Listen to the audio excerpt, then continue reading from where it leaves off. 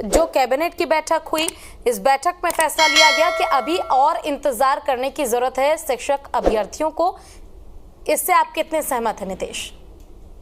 Ma'am देखिए, ये हम लोग के साथ शुरू से ही छलावा होते रहा, ये आज कोई नई बात नहीं है। पिछले अनगिनत कैबिनेट बैठक हुए, तमाम रुपए पास हुए, तमाम चीज पास हुई, हर प्रकार की नियमावली पास होती है। लेकिन हमारी जब शिक्षक बहाली की बात आती है तो सारा व्यवस्था पता नहीं कहाँ सो जाता है। ये शिक्षा मंत्री जी हैं, इन्होंने आज से 15 दिन पहले ही बोल रहे थे कि साइन कर दिए हैं, आज ट्वीट तक कर दिए हैं। समझिए, ऑफिशियल ट्विटर हैंडल से ट्वीट करते हैं कि मैंने नियमावली साइन कर दिया।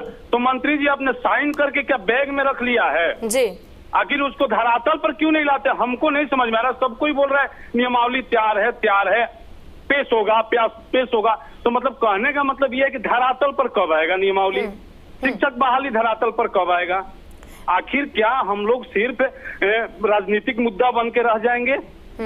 दूसरी चीज ये है कि आज मैंने देखा कैबिनेट बैठक का जो पास हुआ है उसमें देखा कि 600 कुछ करोड़ रुपया विधायक के आवास के लिए आवंटित हो गया। क्या ये शिक्षा के लिए आवंटित नहीं हो सकता था? विधायकों का रहने का कमी है। बिल्कुल बिल्कुल। भले ही स्कूलों में शिक्षकों की कमी है, लेकिन विधायकों के लिए भवन की कमी नहीं है। बिल्कुल बिल्कुल। देखिए, विद्यालय बिना शिक्षक के रह सकते हैं, लेकिन विधायक बिना आवास के नहीं रह सकते, जबकि उनके पास चरतला अपार्टमेंट है पटना जैसे शहरों में। बिल्कुल नीतीश जी, देखिए बिहार में शिक्षा व्यवस्था कितनी बदहाल है, इसकी तस्वीरें तो हम आए दिन देखते ही हैं। लेकिन अब आगे आप लोगों की रणनीति क्या रहने वाली है? क्योंकि देखिए कैबिनेट की बैठक में जब चर्चा नहीं हुई तो साफ तौर पर इंतजार तो करना ही होगा, क्योंकि और कुछ तो हम कर नहीं सकते। क्या रणनीति रहेगी?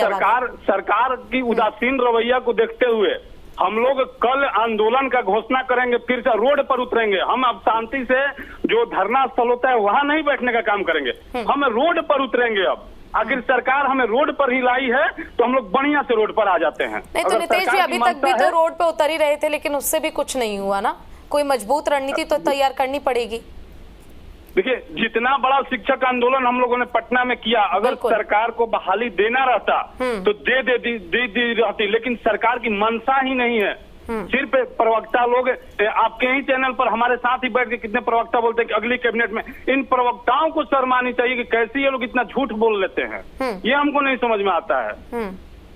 अच्छा, हमारी संवेदना कोई नहीं समझ रहा है कि हम लोग किस स्थिति में हैं। हम लोग ऐसी स्थिति में है कि अब मतलब घर में पैसे मांगने में शर्म आती है।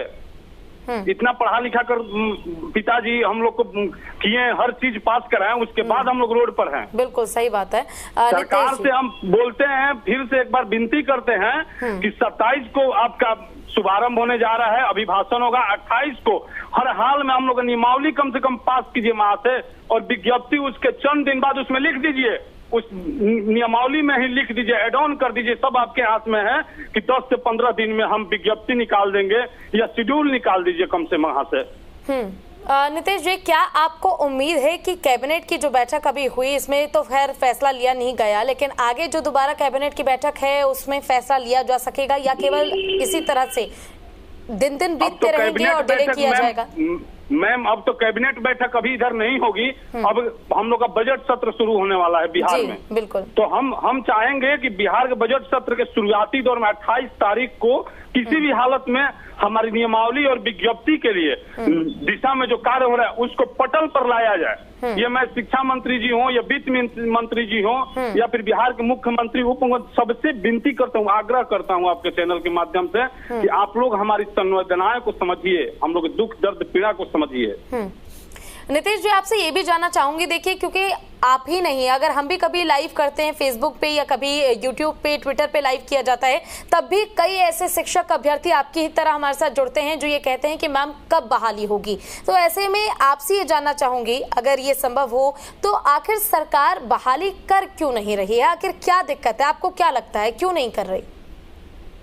मैम, जैसे हम लोग की भविष्य है, वो लोग भी अपना भविष्य देख रहे हैं। पता नहीं किस प्रकार से भविष्य देख रहे हैं। आगे 2024 और 25 दोनों में चुनाव है, और हमको लगता है जहां तक कि ये लोग चाहते हैं कि अभी बहाली नहीं देकर के 2024-25 में इसको मुद्दा बनाए, तो वहां से उन लोगों को मैं ये भी कह देता हूं कि अगर आप सोचेंगे कि पिछले जितने भी आपने राजनीति किया उसके तरह आप राजनीति के भेंट में इसको चढ़ाएंगे, बोलेंगे कि 25 में ज्वाइनिंग करा देते हैं और 25 में ज्वाइनिंग करा दीजिएगा और सोचिएगा कि सरकार बना लें, तो 3 लाख से ऊपर अभ्यर्थी बिहार में है, शिक्षक अभ्यर्थी हैं, और 3 लाख से गुना भाग करके बैठा लीजिए कि आप किस गर्त में चले जाइएगा। बिल्कुल बिल्कुल। फिर बिहार में सत्ता का जो आप भोग रहे हैं, विलास कर रहे हैं, वो संभव नहीं हो पाएगा। इन लोगों की अनदेखी आपके लिए दुर्दशा का कारण बन जाएगा। यानी राजनीतिक मुद्दा ना बना के शिक्षक अभ्यर्थियों की परेशानियों को सरकार को समझने की जरूरत है और जल्द से जल्द शिक्षकों के बहाली भी। शिक्षा को राजनीतिक मुद्दा बनाना ही नहीं चाहिए। किसी भी स्तर पर शिक्षा को अलग रखना चाहिए राजनीति से। कम एकमात्र शिक्षा और स्वास्थ्य, 2 चीज को तो अलग रखिए। बिल्कुल राजनीति कीजिए आप, हमें उससे कोई परहेज नहीं है, लेकिन कम से कम शिक्षा को आप इस चीज से अलग रखिए।